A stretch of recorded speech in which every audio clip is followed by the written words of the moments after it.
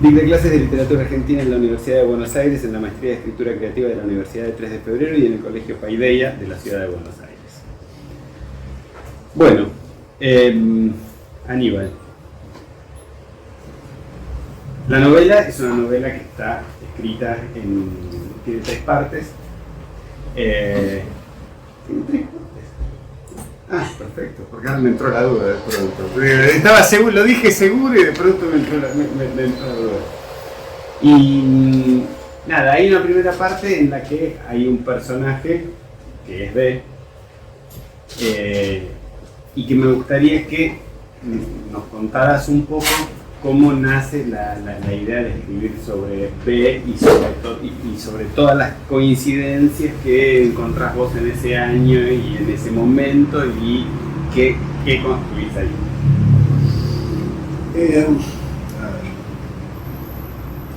A mí siempre me llamó la atención el episodio de Borges nombrado inspector de mercado. Y leí sobre eso, hay como una versión así oficial que fue humillada, etc. Y qué sé yo, supongo por una cuestión personal, digamos. Los trabajos no son tan estables, uno está siempre bajo sospecha, bajo la posibilidad de que te vuelen al diablo.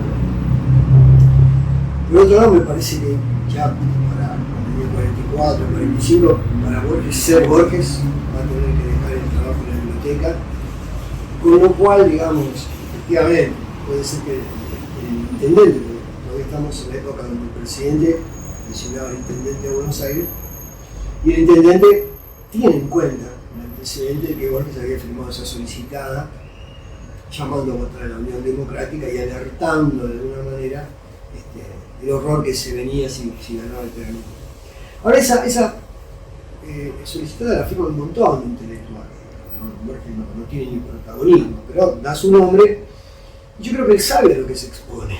Como que todos los argentinos sabemos que hay cosas que firmamos sabiendo que corremos riesgo, digamos, ¿no? Sobre todo laborales. De la manera que cuando al final viene el episodio del traslado, ahí ya me empiezo a interesar por datos más puntuales. Y hay un trabajo de Jorge Rivera que se documentó con mucho cuidado. Y en principio es un traslado temporario, ¿no? Cosa que Borges ya había hecho unos traslados temporarios, que es muy común en la administración pública. Uno está por hacer una suplencia, por ejemplo, una persona que está embarazada y otro lugar, o ocupa su lugar hasta que no se ve y todo eso. Bueno, de hecho hay en el inicio una escena en la que aparece incluso, vos hablas del legajo del Borges. Exactamente, claro. Entonces ese episodio siempre me pareció raro. Y hay dos cosas. Una era, yo quería discutir un poco esa versión. ¿Por qué? Primero porque fui descubriendo datos ahí ya como crítico, digamos, como docente, porque ya había empezado a dar conferencias. Se decía que por culpa de Borges empezó a dar conferencias. Borges ya estaba dando conferencias. No tantas, pero había encontrado una fuente de dinero, era dar conferencias. Estaba dirigiendo una revista, no era una persona que pasaba por grandes apremios, y el sueldo de la biblioteca tampoco era descomunal ni mucho. Con lo cual yo creo que todo daba para que Borges se terminara yendo, ¿no? Lo que pasa es que esa decisión del traslado, que por ahí fue una torpeza, digamos, de todos modos fue capitalizada políticamente. Entonces yo ahí quería intervenir en esa discusión.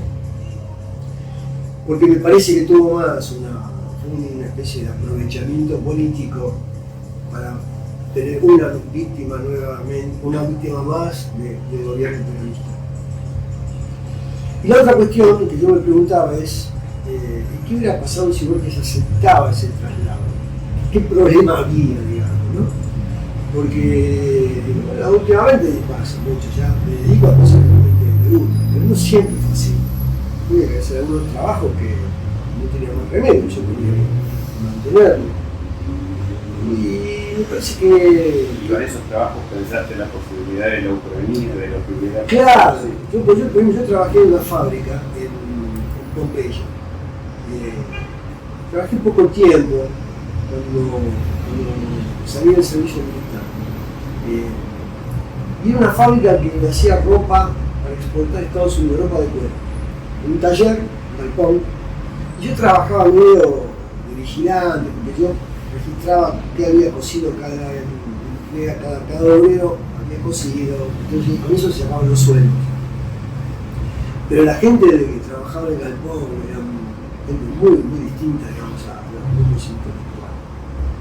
Me acuerdo, por ejemplo, de golpe se atrasaban los embarques a Estados Unidos y venía el capataz, quería horas extras de ese día.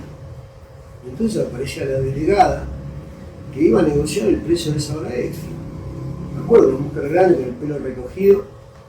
En general las mujeres se recogían el pelo porque hacía un enorme calor en el galpón, y además porque era más práctico para poder trabajar en las máquinas, ¿no? Pero me acuerdo que esa mujer le paraba la fábrica, y si ellas no arreglaban el precio de esas horas extras, la gente no iba a hacer eso. Con lo cual, para el que mediaba entre los patrones y la producción, era un momento súper delicado. Ellos tenían que evaluar si efectivamente y terminaban ganando las obreras y se pagaba la hora extra a lo que había que pagar. Y era un ambiente muy duro, realmente muy duro. Pero yo nunca me quejé de haber estado en ese lugar. Me parecía que era parte de mi vida. Mi viejo era metalúrgico, trabajaba en una fábrica, no me parece nada exótico, ¿no? Y yo creo que conocer gente distinta, hábitos distintos, manera distinta de ser, que es positivo para una persona. Me parece que lo que aborta es terminar en un mundo endogámico, y que para mí no es un mérito, ¿no? Ese círculo dorado donde estaba Bianco, Indio y Victoria, qué sé yo, es también un vínculo, digamos, de gente ideológicamente muy complicada, muy torpe políticamente. Entonces me pareció que la idea de que hubiera pasado sí, y ahí viene el título, me habilitaba a pensar en ese momento de incertidumbre, con la presión de su entorno diciéndole tenés que renunciar, y un golpe de sorpresa, que alguien decía no renunciar, y el mundo que se podría haber abierto para Borges. Así que ahí se mezcló parte de un trabajo de lectura, de biografías y todo eso, una curiosidad personal, y intervenir de alguna manera en ese debate. Y por otro lado el cariño por Borges, digamos, la admiración por la obra de él también. Yo no conocía a Borges, todo el mundo lo conoció menos yo. Pero no lo lamento, porque yo creo que haber leído tanto y seguir leyéndolo hace que casi No, supongo porque yo tampoco era muy borgiano cuando era chico. Tengo amigos que me conocieron, que hicieron entrevistas en mi casa, en el secundario, no, yo para nada. Pero tampoco era muy borgiano. En cambio, bueno, Borges me convirtió en mejor lector, ¿no? Y entonces, para mí es una familiaridad que todos tenemos con los autores que nos gustan mucho, ¿no? Sentir que casi son amigos nuestros y los queremos mucho. Pero acá no es un trato personal, sino que son libros, digamos, ¿no? Pero bueno, entre el afecto, pero no, yo no quería hacer ningún homenaje y tampoco quería burlarme de la vida de este personaje tan apagado, frustrado en su relación con este Lacanto. No, quería escribir una novela, este es el tema. Y ahí me parece que haber escrito 3 antes me enseñó a pensar en una novela donde yo no quería dar clases sobre Borges, no quería escribir críticas, yo quería la vida de este Borges que yo me imaginaba.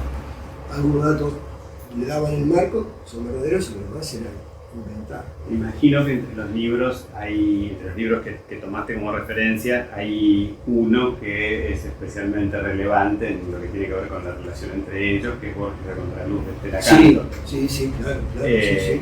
Me imagino, digo, te pregunto, digo, en relación a ese, yo leí Borges a contraluz después de leer y hay ahí una cantidad de información que provee Lacanto que es muy valiosa, me parece, yo encontré un montón de relaciones y de vínculos entre ese libro y tu novela. No solamente ese libro, hay otro libro muy mal editado, no sé de dónde salió, que que reúne algunos textos de ella, una entrevista pública, una cosa bastante caótica, una especie de biografía de ella, testimonios sobre ella, que también fue útil para conocer un poco más este personaje.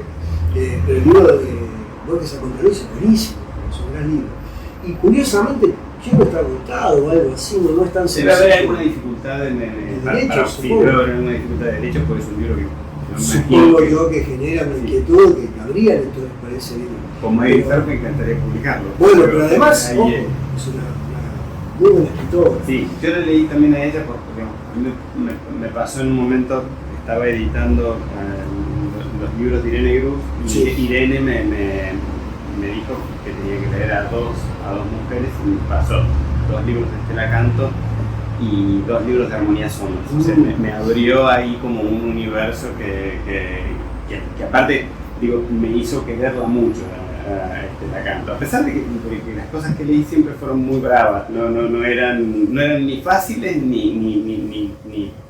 ni amigables con la lectura, pero me pareció siempre una mujer interesantísima. Bueno, acá en realidad yo te comentaba este episodio de la biblioteca, pero justamente ahí no tuve que inventar nada. Coincidió perfectamente con la relación con Estela Canto. Entonces fue como natural. O sea, yo tuve que inventar un montón de cosas, pero no eso. La simultaneidad del episodio de la biblioteca y la relación con Estela Canto me dio la historia. No había problemas. El tema era acomodar todo eso para generar una novela. Pero la coincidencia sí fue puntual.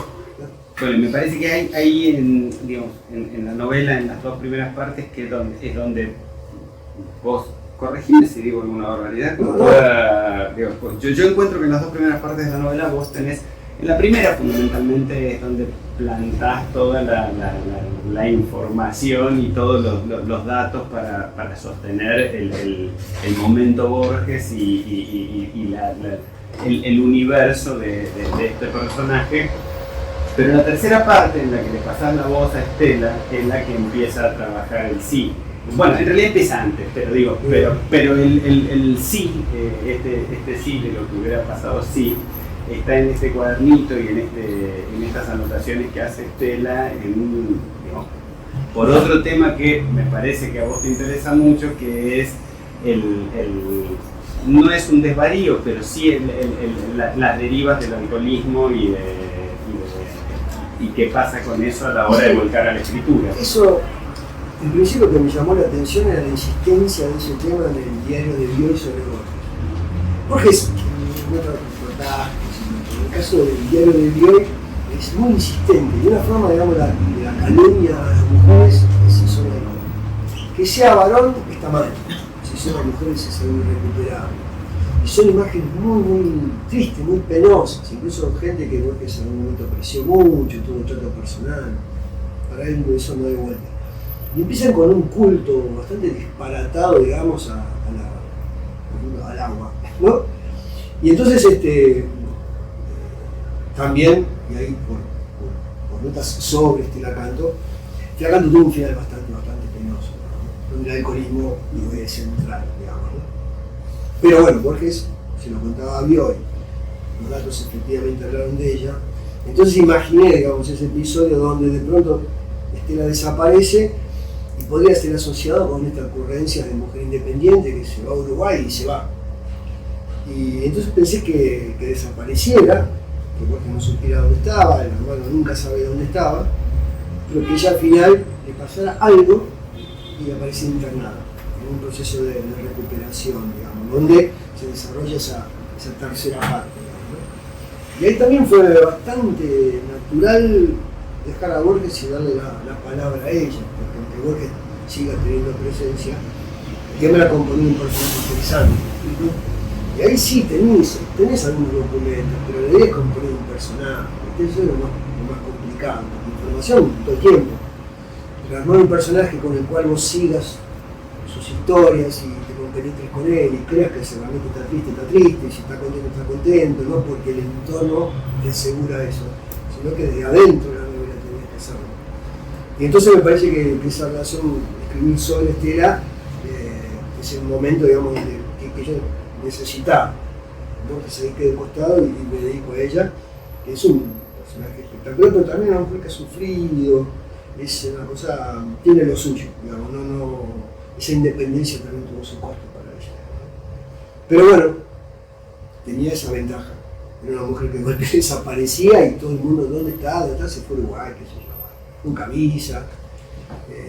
Entonces dije, bueno, que desaparezca de nuevo y que nadie sepa y que los hermanos tampoco sepa y Borges paranoico pensando que lo ocultan, ¿dónde está? Bueno, el diálogo entre Borges y Patricio tratando de sonsacarle dónde está su hermana es uno de los que a mí más me gustan de la novela. Me parece que hay ahí como un desafío entre ellos dos para ver quién consigue... Sí, además Borges cuando alucina que en realidad quizá Patricio no oculta información, Patricio, sabiendo cómo es su hermano, diciendo, no, puede ser que no sepamos y tal vez nos dice y tal vez no nos dice, pero eso también habla de dos modelos también masculinos respecto a Estela, ¿no? Patricio la conoce, confía en ella, y Borges todo el tiempo está inseguro del amor de Estela, de la situación de Estela, de su propia situación, bueno, entonces me parece que en esos diálogos, viste que son diálogos con frases muy cortas, pero había que trabajar mucho sobre entendidos. Además son diálogos, como en todos tus libros, sin signos y que siguen, sí, que formalmente siguen la estructura de... Yo tenía que dar el efecto de que el lector rápidamente supiera quién habla en cada caso sin decir dijo él, dijo el otro. Que sonara una conversación y que la reticencia fuera parte del encanto, si no todo se dice y entonces yo tenía que buscar la manera de que las preguntas no necesitaran signos, no necesitará signos y sí, es una relación muy construida. El caso de Patricio es mucho menos información, así que lo de Patricio está inventado por todos lados, digamos, ¿no? Y es muy poco para...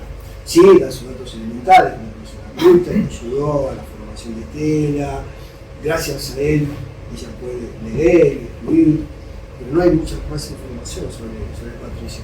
Así que ahí era inventar, incluso a partir de los rumores, esa cosa incestuosa con Estela, que es parte de los chismes así del ambiente, potenciarlo de alguna manera en la imaginación de Borges. Todo el tiempo sombrío, siniestro, y que para los hermanos es una cosa que no supone, de hecho, porque él metí primos y agrandé la familia. Bueno, ¿alguien quiere hacer alguna pregunta? Yo quería preguntarte sobre el proceso de escritura. ¿Cómo fue apareciendo la novela? Algo ya dijiste, ¿no? Sobre datos que te interesaban y que tal vez fueron como la punta del ovillo.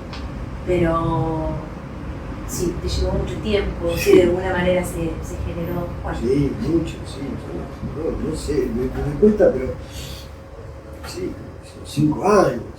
Más, no sé. Pasa que no es ni un mérito ni una vergüenza, pero cada página debe tener más de 10 versiones. Entonces yo terminaba uno y corregía. Escritas. Claro, a mano, escritas a mano, chiquititas. Así que cuando yo la leía y no andaba, la volvía a escribir a mano. Y entonces se acumulaban papeles y papeles. ¿Siempre lo haces así? Sí. Todas tus novelas fueron escritas así. Sí. Pero no es que eso te demore más o menos, pero el cuidado de que salga bien, entonces yo volvía, por eso yo recién hablaba con Mirko, nunca tengo la cabeza de... Quizás porque ya publiqué, entonces no estoy obsesionado porque salga un libro mío. Si tarda más, tarda menos, la verdad que no me preocupa. Pero me preocupa que cuando salga yo me haga cargo del libro. Sí, y eso me da alegría, porque todas las novelas me costaron mucho escribir, pero todavía las sigo reivindicando. Cuando se reeditan, yo no digo, no, déjenme que tengo que corregir. Esa novela es lo mejor que yo podía hacer. Y es más, me costaría mejorarlo, yo no sabría. El lector las puede mejorar, yo no podría. Pero eso me da alegría. Miren, es lo mejor que yo pude hacer. Y eso es un criterio mío. Acá los editores, no es que yo sea soberbio, soy soberbio poquito, pero no mucho.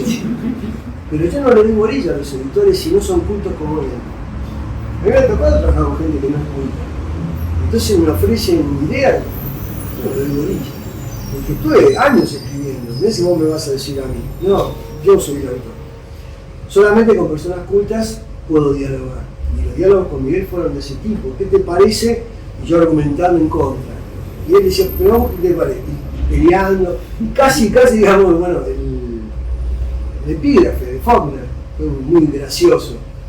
Porque yo no quería que apareciera Faulkner, que apareciera el nombre de la traductora. Y él me dijo, che, es Faulkner. Y bueno, pero con el título alcanza. Bueno, pero es Faulkner. Y terminamos negociando que aparecieran unas iniciales, pero apareciera el nombre de la traductora. ¿Por qué? Voy a aprovechar para leer. Sí, ¿cómo no?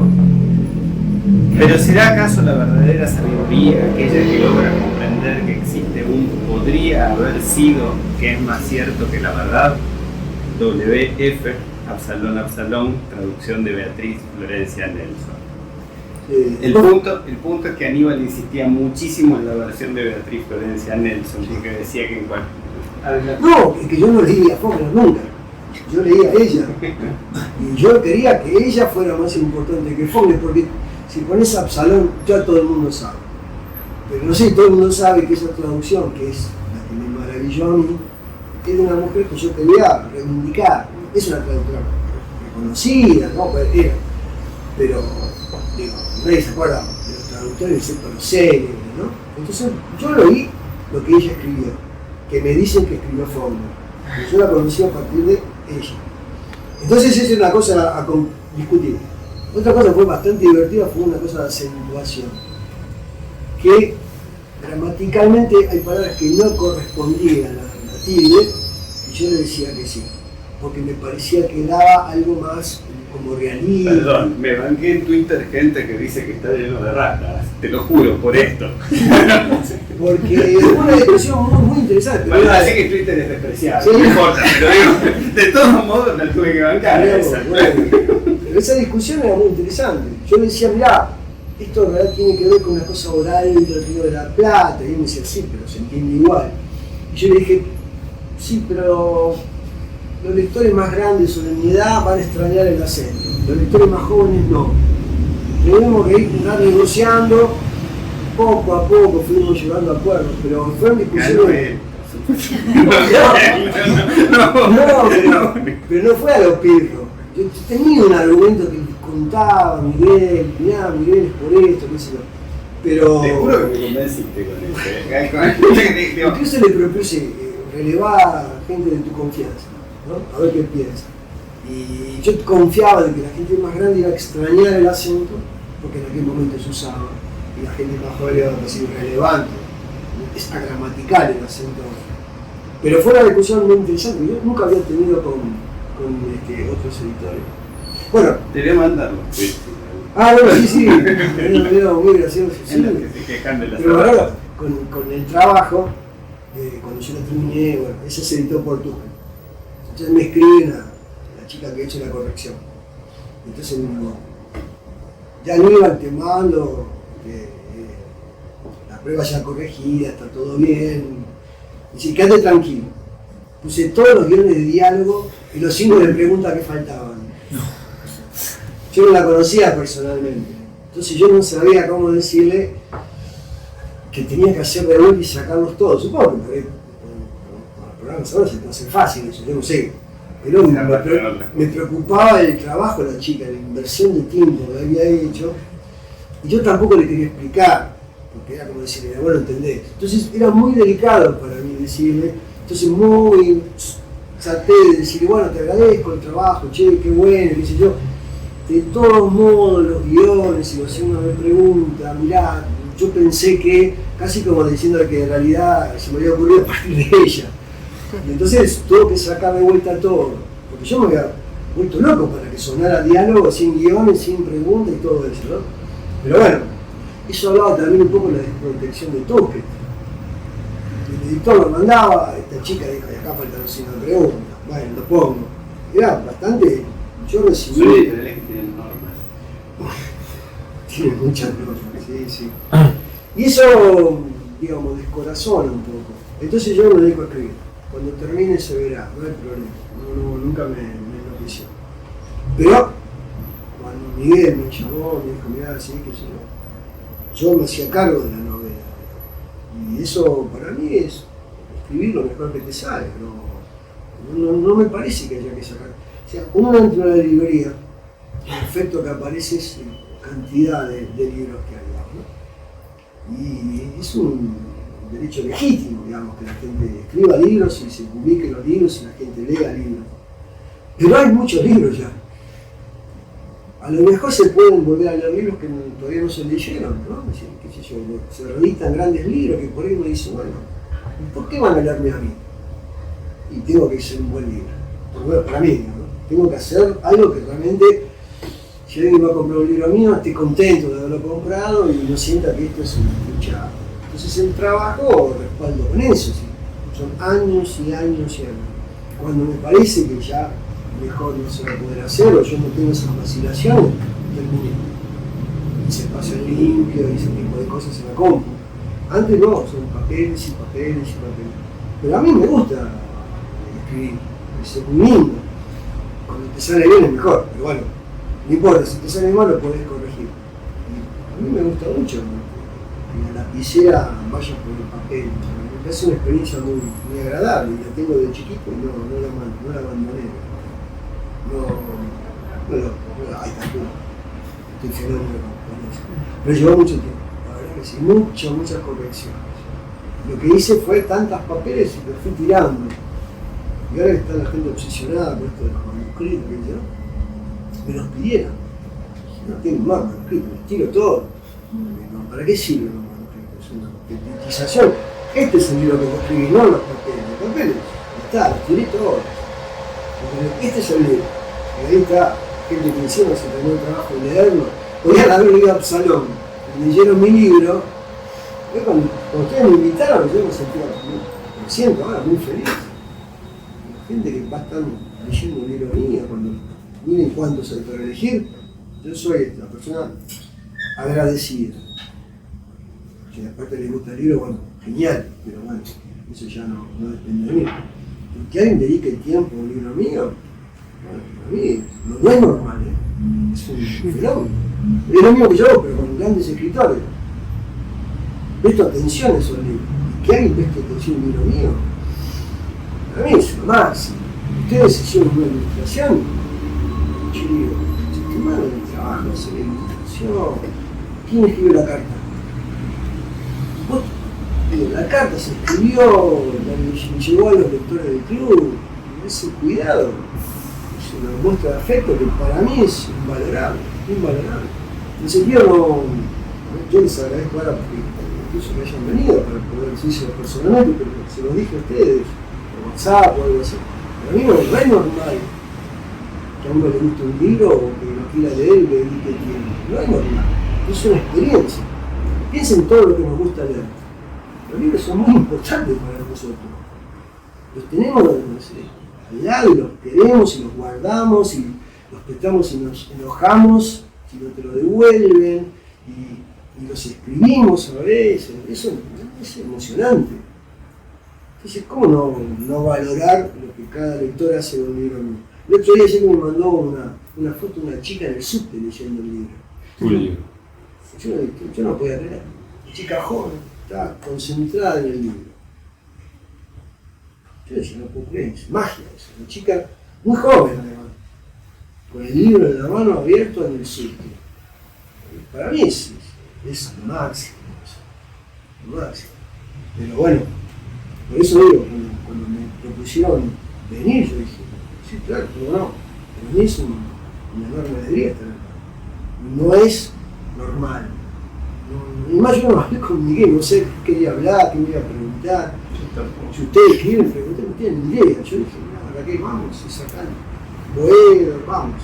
Pero no tengo idea. Yo lo que quería es ser agradecido con ustedes. Que pusieron un libro, que ustedes lo leyeron. Para mí es raro.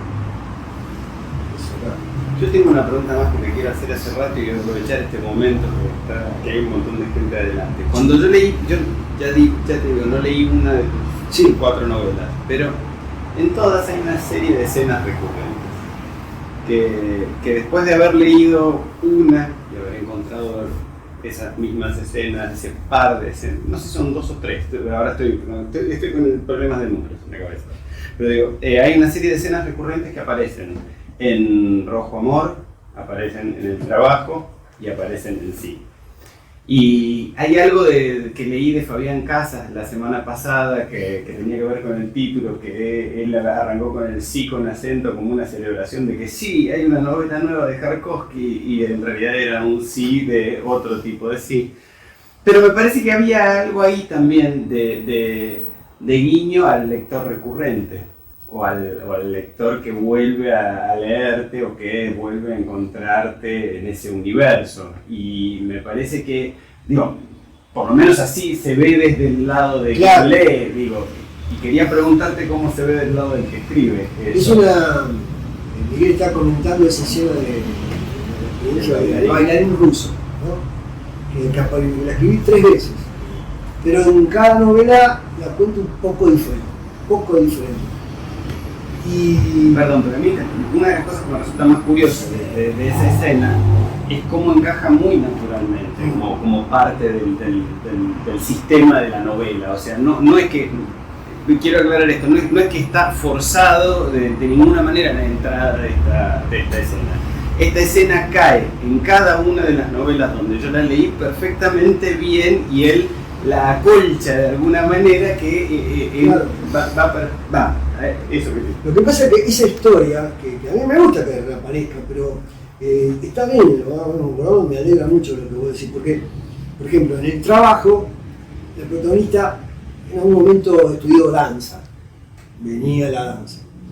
Acá el tema son los comunistas. Entonces decía, que venga el bailarín ruso. Entonces vienen por situaciones, bueno, y en Rojo Amor estaba la cosa también soviética, ¿no? Y estaba Chanel, los emigrados rusos. Entonces en realidad, cuando no ve la relación se ve que no va a aparecer, porque por lo que vos decís, eso de naturalmente, debe ser eso. Acá estaban los comunistas en la pileta, qué sé yo, ahí en el campo, y se me aparecía, ya que están los comunistas, vamos a ver el bailarín ruso. Pero tenés razón, mira, lo que sí me es una historia para mí muy enigmática, digamos, porque tiene un principio de realidad, de Nijinsky. Entonces, cuando leí la biografía de Nijinsky, me inquietó mucho, esa historia muy, bueno, retocada, cambiada, qué sé yo, pero la idea, digamos, de bailar ante el público que no está preparado para su arte, digamos, ¿no? Y la idea que de golpe dice, bueno, la discusión con su propia compañía. Claro. Sí, bueno, acá bailo o no bailo con esta gente. Y todo lo hacen por razones de dinero, qué sé yo, o por desprecio al público. Y él se ve en una situación, digamos, ideológica. Si esto, bueno, yo soy el jefe de la compañía, bueno, quiero bailar solo. Les ofrezco un negocio, va a ganar mucha plata, pero en todas las 3 versiones aparece esa sorpresa de la desnudez de Nijinsky, que efectivamente iba a bailar desnudo, hizo unos escándalos increíbles, ¿no? Pero siempre me resultó muy enigmático qué quería hacer, digamos, ¿no? Entonces siempre encontré como capas que se ve cuando estoy escribiendo algo y aparece algo ruso, aparece Nijinsky con el Nijinsky que yo fui inventando, porque ya se fue como desvaneciendo el original. Pero siempre me resultó otra cosa patética de los rusos llorando y el maestro y qué sé yo. Es una historia que me acompaña, la verdad que no sé, pero ahora que vos me dijiste que llegó naturalmente, es verdad, yo no había un cálculo. Se ve que el contexto, digamos, hablemos del comunismo, esta Rusia, que venga el bailarín. Sí, debe ser eso. Mirá, no lo había pensado nunca, pero sí, cada novela llegó por es un gran guiño para los lectores. Y se ve que sí, como un Hitchcock. Como Hitchcock, me parece. Claro, pero Hitchcock tenía la premeditación, decía yo voy a aparecer. Acá medio que se va dando. Cameo de un personaje. Claro. Supongo que si la historia no lo pide, tampoco va a haber que forzar, no tiene sentido, ¿no? Se va a perder el camino. Claro, voy a Uy, poner. una pregunta bien. Tampoco te la hice nunca, te voy a decir que es. La novela vos la terminaste ahora como 3 años, más o menos. Fácil, Sí, tranquilamente, ¿no? sí. Y estaba la tenías guardada. La pregunta en la punta que vos digas, no me la rechazó tal editorial. ¿Qué quiere decir a verla? Porque en realidad fue a partir de que yo te pregunté, no importa eso, pero esencialmente a partir de eso se alcanzamos a. Sí, no, la novela estaba en la. ¿Qué hubiera pasado? ¿Qué quiere decir tener la novela? Sí. ¿Qué quiere decir tener la novela guardada ahí? ¿O Bueno, qué hubiera pasado? con esa demora, incluso fue mayor, yo la volví a corregir.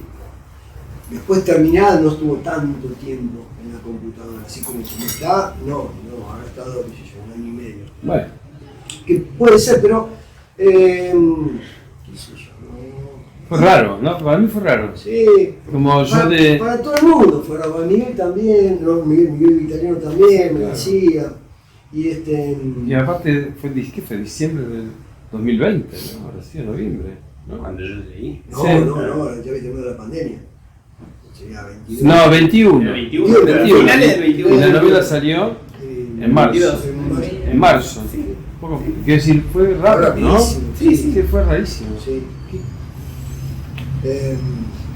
Sí, también, digamos, al mismo tiempo que, primero, un poco es eso, yo había publicado 3 libros, ¿no? Perdón, más allá de las dos cosas que discutimos y que conversamos, no había que tocarla la novela. La No, novela no, está no, impecable, fue a eso. como raro. De un nivel Me acuerdo de trabajo, ahí. de corrección y más allá de esas dos o tres Sí, cosas sí. que hablamos, digo, Pero, ¿Qué pasó?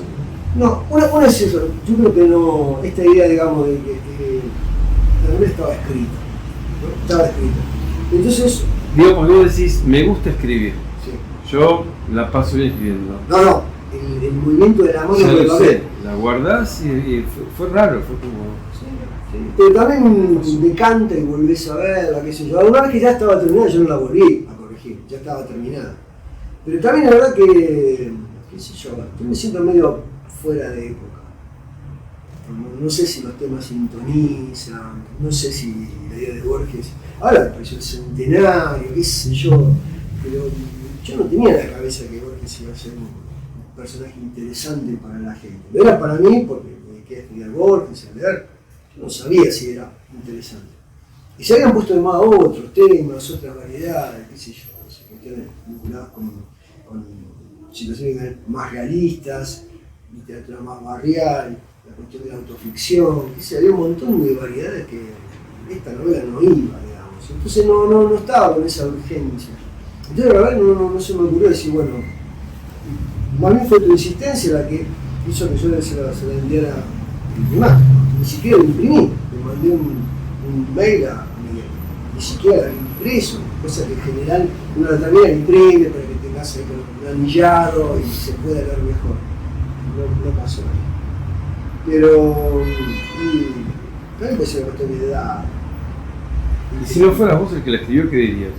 De alguien que escribe una novela y la guarda. Y depende, si esa persona me cuenta cómo son las cosas, yo le ahí no estaba tan mal lo que decía, qué sé yo. No, pero te digo, no hay que escribir, no hay que publicar de más. No hay que publicar de más. Yo tenía 3 libros. Estaba bastante. Rufo dijo, demasiado, para un poco. Esta cuarta no era la urgencia. Yo seguí pensando, seguí dando clases, trabajé, la novela estaba terminada, ¿viste? Te da también una cierta tranquilidad que esté terminada, ¿no? Y por ahí esperaba, no sé, tu insistencia, la ocasión, no sé, pero no tenía esa cosa. Cuando uno es un joven, ¿viste? Estás buscando un editor y si no tenés, ponés la plata y dale para adelante, ¿no? Y acá no. Yo dije, la novela está terminada, a mí me gustó como estaba. Proceso largo, muchísimas correcciones. Pero no sentía esa cosa de tiene que publicarse. Todo, no. Veamos. Y después, qué sé yo, Estela Canto también entró, a veces, no sé, se volvió más conocida, y el efecto de Borges, y los centenarios, y qué sé yo. Entonces por ahí una encrucijada medio rara donde sintonizó a la gente que conoce más Estela Canto, qué sé yo. No sé. Pero siempre una coyuntura que hace que gente por ahí no estaba. No sé, la verdad no es lo que está pensando. Yo quería que me saliera. Y bueno, seguía y una vez que terminé, grabé el documento y ya está, me quedé otra cosa. A veces se me ocurre otra novela y eso. Y ahora es que se me ocurre otra vez volver a escribir, que me salga, corregir esto, lo otro. Y la verdad que es cierto, no tenía. También supongo de miedo, ¿eh? Te voy a preguntar una cosa en ese sentido que tiene más que ver Sí. con una preocupación que debería tener un editor. ¿En algún momento pensaste en las derivaciones que podría tener el hecho de usar dos personajes de la vida real y digo, por las cosas que han pasado con Borges y todo, y el uso de los... bueno, de hecho en la primera parte se llama B, después cuando habla Estela habla de Borges, digo, hay como toda una serie de indicios que hacen pensar que sí lo pensaste. Sí, pero... sí. Lo que pasa es que yo pensé en esa cosa legal que estaba en el aire, pensé que no contaminaba tanto esta novela porque era otro tipo de perfil, no había textos de Borges de por medio, qué sé yo, pero lo que me dejó más tranquilo era que yo estaba encariñado con la novela, así que la cuestión legal sería después vemos, ahora no me preocupa. Y después la novela originalmente se iba a llamar B, ¿no? Porque el documento que yo lo guardaba se llamaba B, y mis hijos estaban de acuerdo que se llamara B, bueno, listo. Pero el personaje de Estela fue ganando y me pareció que no, que había que hacer una cosa que B no fuera la orientación. Y después me di cuenta que un narrador medio paranoico era un personaje interesante para trabajar. En toda mi novela no hay un narrador omnisciente. Entonces yo tengo que ingeniármela a ver cómo puedo explicar que este tipo esté contando una historia. Entonces inventé este narrador. Este narrador era mucho más obsesivo, daba muchísimos datos todo el tiempo documentando, todo el tiempo estaba documentando, qué sé yo. Depuré mucho eso, pero dejé la marca de que es alguien preocupado por lo que dice es cierto. Ahora, todos los disparates que también escribí, no hay ningún documento posible. De tal manera que a mí me parece una ironía divertida para, miren, sí, dice que esto es una carta, dice que esto es una postal, pero estos disparates, estos primos en la pileta, ¿qué tendrá que ver? No hay documento, no hay nada. Cuando Borges está solo afeitándose, no hay ningún... ¿De dónde sacaste eso? Es como si ese resguardo del narrador fuera como un gesto así como de ironía sobre el narrador. Un narrador más pavo que sus personajes. Me parece que Borges es un buen personaje, que está cantando un buen personaje, y el narrador es medio bobo. En el sentido de que está muy preocupado, le pone B porque tiene miedo de que se... Obviamente que se ve va a tener que ser Borges, pero él cree que con eso se queda como salvado, digamos, ¿no? Mientras que Estela lo conoció, fue su novia, fue su amiga, lo puede llamar Borges, obvio. ¿Cómo? ¿Quién me va a prohibir a mí, que lo conocí, llamarlo Borges? Al cambio está preocupado ahí, está buscando documentos, tiene miedo. Yo no, porque lo conocí, ¿no? Entonces me parecía que marcar esa diferencia era importante también. Que B es para el narrador, la primera parte. Para Estela es Borges. Chao, ni siquiera George, es Borges, ¿no? Entonces me parecía que, si bien se tocaba con esa preocupación que había en el aire de qué pasa si Kodama se enoja, qué sé yo, pero yo veía, yo no estaba cometiendo ningún delito. Yo estaba escribiendo, me imaginaba a Borges. No sentía esa sensación que entraba en textos que eran ajenos, donde la propiedad intelectual, nunca sentí esa presión. Sí sabía que eso estaba en el aire, entonces este narrador, preocupado por mostrar documentos, era una marca de alguien medio torpe, que cree que con esa B soluciona algo, ¿no? Pero creo que fue una buena idea, que separar, que él no la puede llamar Borges y Estela sí la puede llamar Borges. Me parece que fue una buena solución. Bueno, ¿alguien más quiere preguntar algo? Bueno, yo recuerdo haber pensado, yo creo que fui uno de los primeros lectores de la novela, con la vi en la librería, porque me interesaba el tema, lo conocía a Aníbal, y venía además viendo sus clases, entonces dije, es obvio que estás escribiendo esto, porque ya le había descubierto su interés, por lo que le acabo de decir, sobre esta etapa de Borges. Recuerdo haber pensado en qué pasa si María Kodama lee esto, seguramente, no sé si sabés si algún abogado de ella lo ha leído o no. Lo que sí no le debe haber gustado nada, por el tema es que a ella nunca le ha gustado la aparición de Estela Canto, y ese debe ser el problema. Yo creo que hay algún problema por ese lado en relación a la reedición de las obras de Estela, claro, sobre todo en la reedición de Borges a Contraluz, digo, que ahí evidentemente hay algún tipo de... Porque de hecho Borges a Contraluz está vivo en francés, se consigue en otras lenguas, pero no se consigue en castellano, digo, ese. Pero la novela volvía a poner algo que estaba entre Claro. muchos las mujeres y Borges. Yo creo que la mujer de Borges ha sido Telacante.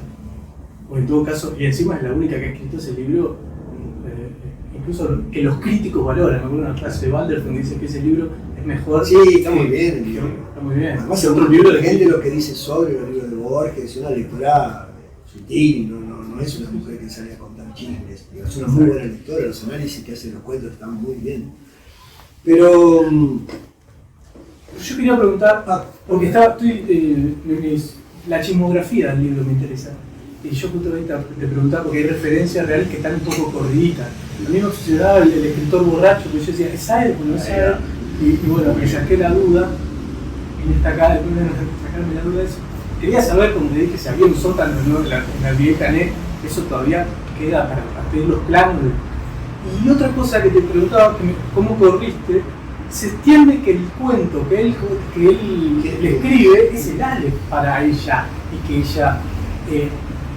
cuando vos pones el muerto, Sí.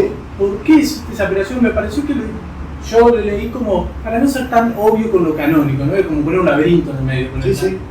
Bueno, pero esto está lindo porque yo tengo una idea que no puedo probar, pero le creo bastante a mi idea.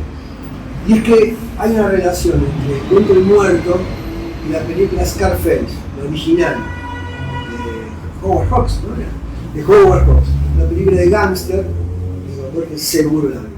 No puedo documentar si la vio, estoy seguro que sí. No sé tampoco en qué año la vio. Bueno, acaba en el cine.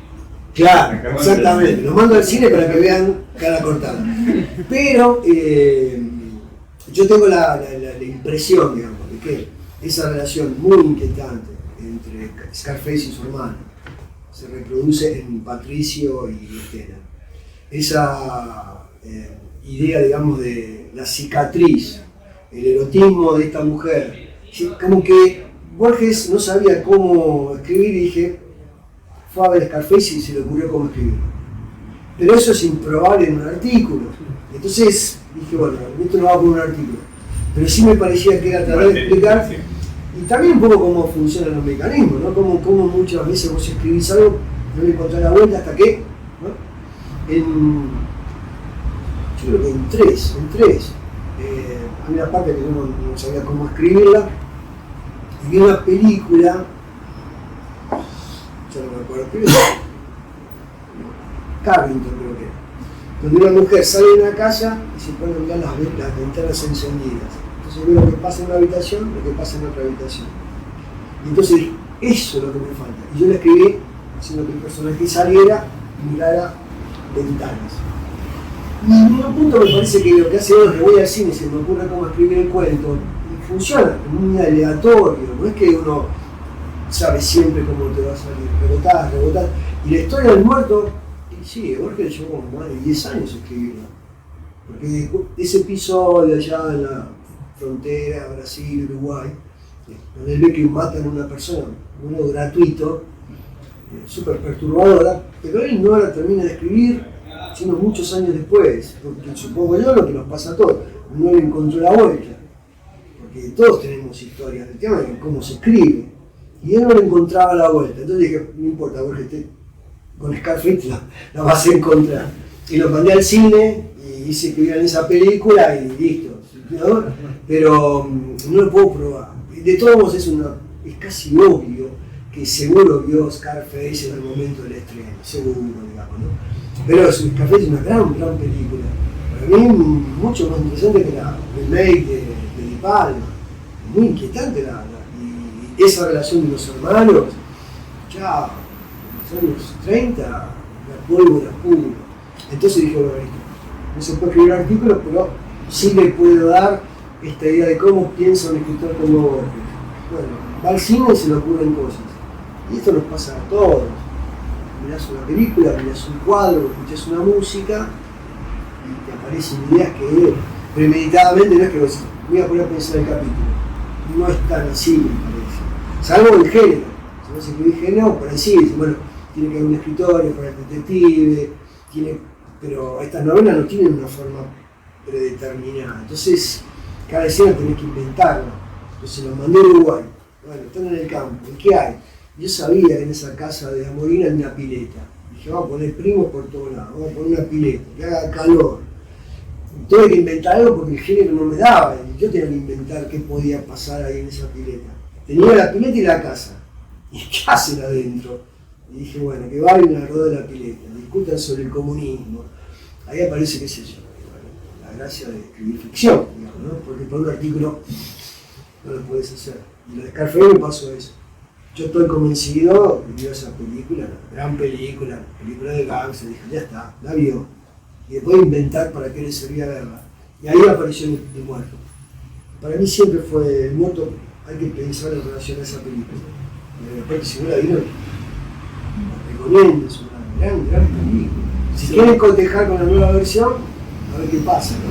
Si se permite una chimográfica más, yo soy el real de la curiosidad está bien divina, pero en el caso de la señora que lo llamo por teléfono, sí. Uno piensa, bueno, Victoria, pero no en Semorain, pero hay un personaje inventado, posible, pero no hay un personaje. Inventé todo, la playa, inventé a la mujer, hablando por teléfono. Sí tomé con un hecho, una cosa que cuenta el psiquiatra, que se excitaba sexualmente hablando por teléfono. Entonces inventé al psiquiatra, inventé una teoría de la excitación por teléfono, inventé a la persona que habla con él, pero sí la estructura, hablar por teléfono, se excite, está documentado. Todo lo demás había que crearlo, digamos. Entonces inventé una amiga, y una amiga que además lo melonea, tenés que renunciar a una especie de vocera del grupo endogámico del cual él se mueve. Y le inventé un marido, los hijos, la playa, qué sé yo. Sí estaba el tema del teléfono. Sí. Y después está todo lo enganchado a todo el orden fáctico, porque también se sabe que hay una anécdota de que Victoria lo ve desnudo en una carpa. El famoso dice, había estado bien provisto, Che Borges. Sí, ¿no? Entonces yo le buscaba a todas las pequeñas las pequeñas puntadas fácticas que se habla sobre tu invención. Sí, pero hay cosas que vos estás añadiendo que yo no tenía ni idea. Porque, por ejemplo, del teléfono es otro detalle que también aparece en un libro de Mastronardi que se llama Borges. Y entonces Mastronardi dice que Borges le cuenta, una cosa disparatada, dice que las chicas de Flores deben ser muy sensuales. ¿Por qué? Porque dejan el teléfono en la mesa de luz.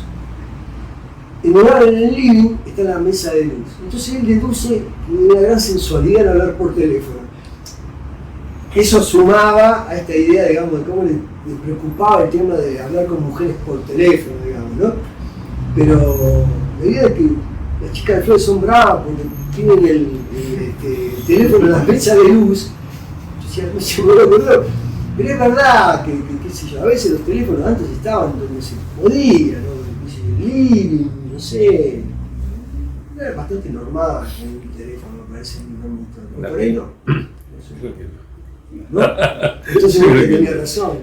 A mí me nada más acuerdo igual a pensé en Sarmiento y Mariquita Sánchez de Estados Unidos. A eso me acuerdo. ¿Sí? No, por eso esa cosa de. Por eso yo decía encontrarme con ustedes, encontrarme con el lector y que. Qué sé yo, qué vocaciones trae, qué relaciones, ¿no? La verdad que no, de Victoria no me apareció nunca, por ejemplo. Ni me recordaba esa anécdota tampoco. Sí que me inventé a la amiga esta. Sí, por ejemplo, la verdad que se dice que amigas venían a la biblioteca de Panet a decirle, conseguiste un trabajo decente, muy pintoresco, pero bueno, me aflojó un poco, tan bueno trabajar, qué es eso. Conseguí un trabajo que te paguen bien. Yo creo que debe ser la cosa más humillante que una persona que vive del suelo me digan, conseguir un trabajo mejor que te paguen más. Ojalá uno pudiera hacer eso. Ojalá. Me parecía increíble la falta de conexión con alguien que te dice, no te compro un trabajo donde te paguen el doble. Más allá de que supone un elogio, porque creen que vos mereces ganar el doble. La vida real no es eso lo que uno merece ganar, es lo que uno gana. Y me impresionaba esa pavada, esa tilinguería. No conseguí un trabajo. Posiblemente sea el método Borges, ¿no? De que hayan ido hasta ahí. En algún lugar dice que lo llaman por teléfono. Pero también lo cuenta Esteban, me parece. Creo que también lo cuenta Esteban. Borges se lo habrá contado a Esteban. Eso sí. No sé. Bueno. tengo una última pregunta. En algún lugar leí, decime si te estoy parafraseando, mencionabas algo para mí una idea muy hermosa, que es que parte de la motivación para escribir la novela tenía que ver con encontrarse con quien ya era un ser querido para vos, después de tanto tiempo de clase, como Borges. Yo te quería preguntar si, escrita la novela, tu relación con Borges cambió, después de ese encuentro. Y por ahí, qué sé yo, esta reunión, donde nos ponemos a hablar sobre Borges también, por efecto de la novela. Pero no, lo que pasa es que yo vivo de Borges, soy un mantenido peor que Kodai. Doy clase, escribo, Borges me da de comer. Vengo de terminar un curso en el Malva sobre el fervor de Buenos Aires. Digo, Borges es una fuente de trabajo. Lo que pasa es que ese es el truco. La felicidad de que te mantengan hablando de Borges. No es que es una condena. Yo doy clase de lo que haya que dar. Pero si te toca dar Borges, ningún problema. Me van a pagar, listo, me pongo a estudiar. Y eso es una felicidad, ¿no? Que si aparte, semejante obra no es que vos decís, y esto se termina. No, siempre hay cosas que me aparecen, libros que no había leído más y vuelvo. Entonces es una enorme felicidad. Es muy lindo dedicar tantas horas de mi vida justamente a Borges. Pero eso debe pasar a los que se dedican a estudiar Kafka, a Shakespeare, son escritores. Por eso a mí siempre me dio curiosidad la gente que estudia cosas que no le gustan. La gente que hace doctorado, escribe libros. Dice, qué temple, años estudiando algo que decís, ¿pero te gusta leer eso? No. Y no me parece admirable, tampoco me da risa. Me llama la atención años de estudiar para algo que no te gusta leer, ¿no? Y con Borges nos pasa eso. Yo vuelvo y leo. Así que no creo que mi relación haya cambiado. Sí, por ahí me permitió así, hablar con gente sobre Borges. Dicen que llaman más seguido, opinás, se arman líos, gente que sí, que no, que esto, que lo otro. Entonces, si yo puedo ayudar a que también, al efecto de la novela, sea también volver a leer a Borges, encantado de la vida. Esto sería genial, claro. Y que el lector ya es borgiano, busque estas cosas de dónde viene esto verdadero, esto es falso, y qué sé yo. Pero hay otros lectores que no sepan. Eso pasó en sociales. En la facultad, no todo el mundo había leído a Borges, ¿no? Espero que sea un estímulo, eso me encanta. Si alguien dice, mirá, la verdad que tu personaje, yo pienso que Borges es un tipo amargado, aburrido, siempre de traje, ya me tiene podrido, y lo conocieron con otra amiga, lo conocieron hablando por teléfono, lo conocieron en chambonadas, a veces es un objeto valioso, eso se ayuda, digamos, a sostener la lectura de Borges.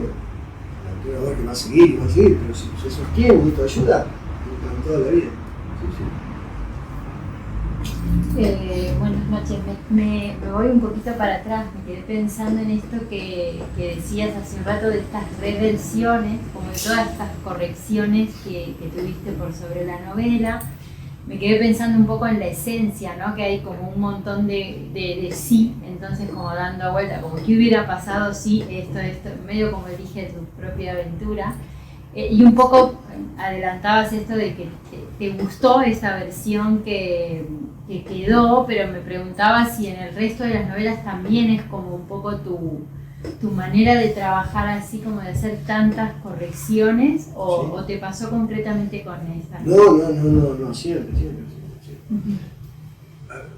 Yo no tengo ningún drama, gente tan amable como ustedes, contarles todo. Lo único que quiero decir es que no es que sea mi mérito, a mí me pasa así. Hay gente que se sienta a escribir 2 páginas y le sale bien. A mí no me sale. Entonces tengo que volver. Entonces no es que yo lo digo, miren, yo soy un tipo que voy esforzado. No, es así, no tengo más remedio, ¿no?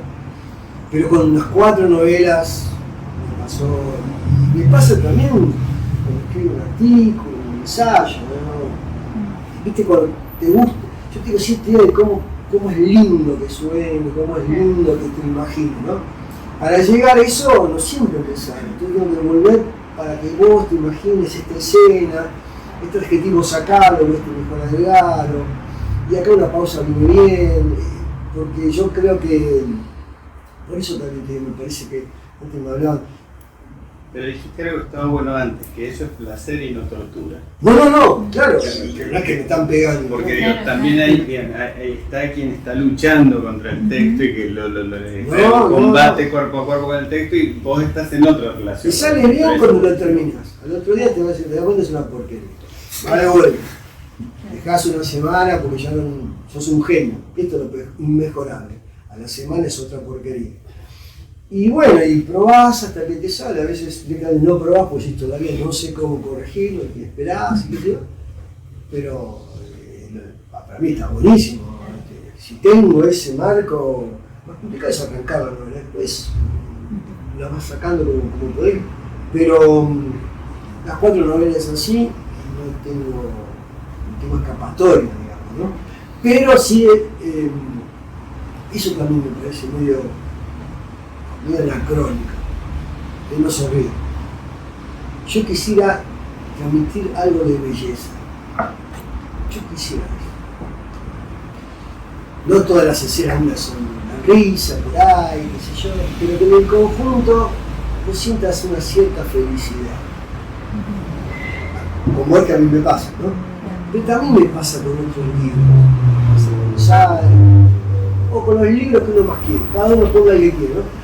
La idea de belleza es una idea muy perdida ya. Ahora la belleza es más estridente o más anómala, más fuera del canon.